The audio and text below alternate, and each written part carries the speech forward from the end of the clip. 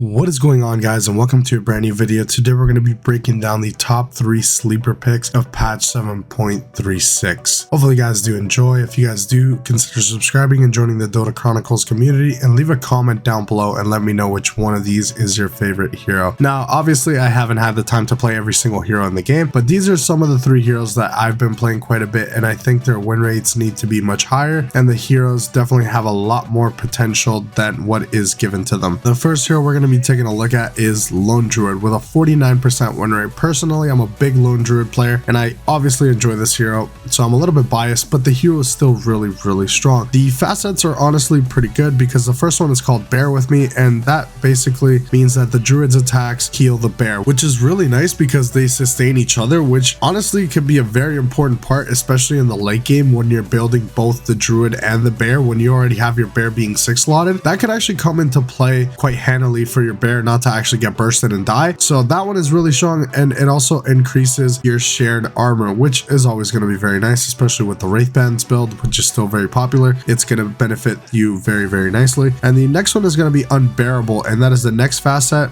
and basically it transforms the bear using true form instead of your main Druid. This one I have not tried personally, so I'm not 100% sure on how great it is. I also haven't seen any Lone Druid players picking it up, so definitely isn't very interesting. I think if you're playing with Aghanim Scepter and you're just playing to rat with the bear, and that's what you think your game plan is going to be, then you can definitely pick that up. And if that's just your style of playing Lone Druid, I know a lot of players who like to split push with the bear and farm with their main Druid on the side camps and go for that kind of rat play. If you see yourself playing that way, then that is definitely the facet for you. And the innate ability is that you start with the Spirit Bear. It is really nice for you to have 1 point in the bear already at level 1 and also 1 point in Spirit Link. Some people end up doubling up and leveling up the bear again. I think that's honestly a misplay because the bear is already strong level 1, so you should be able to pick up the Spirit Link. That way you're able to sustain, and it's just nice attack speed. It's going to help you last hit a lot better. You should definitely keep that in mind and not go for the 2nd point in Spirit Bear. I just think it's an overall misplay, and I'm always going to be going for that extra point in Spirit Link and Spirit Bear. So at level 1 you have 2 abilities going. It's going to make you a lot stronger in the laning phase. Your build on Lone Druid is still pretty standard. The Treads Diffusal into Echo Saber, AC Aghanim Scepter, Monkey King Bar.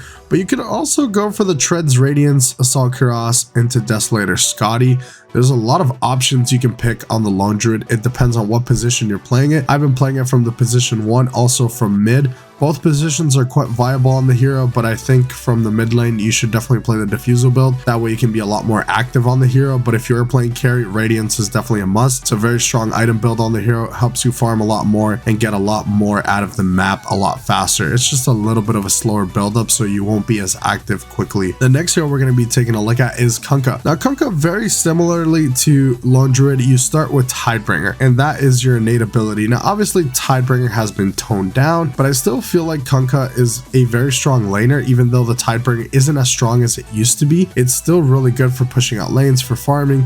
Kunkka is still Kunkka, and there's not a whole lot that even the facets change about him, because one of his facets is High Tide. So basically Tidebringer gets reduced on its cooldown per hero hit. So if you're going to be playing around Tidebringer a lot, you're playing with the Daedalus build, then you can definitely go for this facet if that's going to be your playing style. But the other one is called Grog Blossom. It's when you pull using X marks the spot, nearby allies receive the Ghost Ship buff. I think if you're playing offlane Kunkka, this might be the build, because you're going to be constantly pulling in heroes and you're going to have a support beside you. So that buff might actually be the difference of actually saving your support or just overall sustaining more in the team fights and getting more kills because of it. So I'm definitely a little bit on the fence on this facet. I think I might still stick with High Tide, and the build is also still pretty standard. You're going for your phase boots, for your blade mail into Aghanim Scepter. That's just pretty much not going to change unless these items get nerfed, but overall it's still going to be the same. Then you go for BKB, Shard, Daedalus. In the late game you always want to have that physical damage. You could also go for a Hex or a Shivas and go for complete control, maybe an Octarine as well. There's a lot of things you can do on the hero, even a refresher. The hero is still primarily being played the same, with the difference that you can actually start with 1 point in Torrent and 1 point in Tidebringer at level 1, which is really strong. You could also go for 2 points in Tidebringer. It depends on what type of lane you're going up against. If you're going up against a low armor hero, then maybe take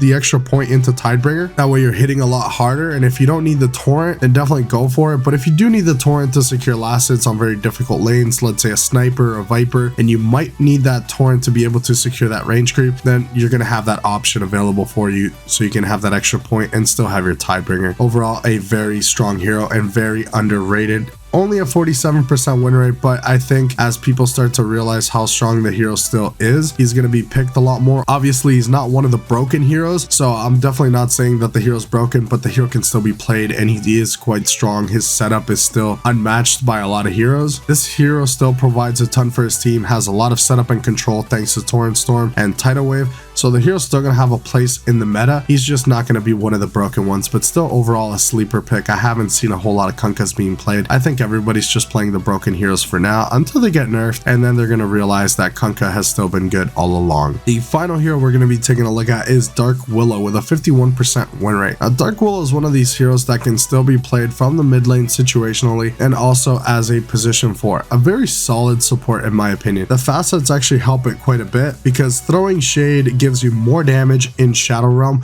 which is nice for the core build. I am definitely going to be playing a lot more of Dark Willow thanks to this because it's a lot more damage, it's a lot more harass, and once you get the Aghanim Scepter, being in Shadow Realm is going to be very important. You're not going to be lacking that damage thanks to this buff. And the other facet is called Thorny Thicket. Basically, you get more brambles and more damage, so this is more geared towards the support type of build. It's going to help you land those brambles a lot better, and if you do land them, they're going to do a lot more damage. That's always going to be very beneficial for support Dark Willow.